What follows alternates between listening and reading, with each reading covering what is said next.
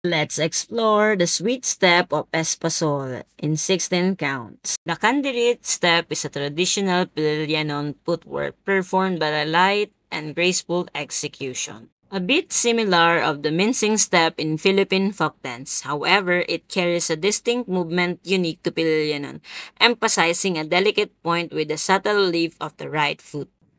Begin with the right foot leading, pointing in place.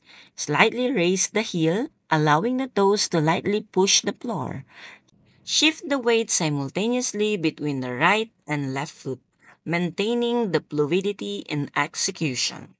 For the hand movement, the strategic use of props is needed. Sway the bilao with espasol representation from center going left to the right motion. Dance with me and let's do the countings. 1, 2, 3, 4, 5, 6, 7, 8. 8, 7, 6, 5, 4, 3, 2, and 1. Good job! Oh, let's dance with the music.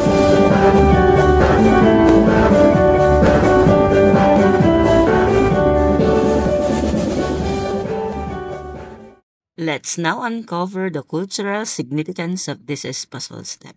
As showcased in the bilao, the espasol is represented with a brown color because it is made from binusang mais or toasted corn flour.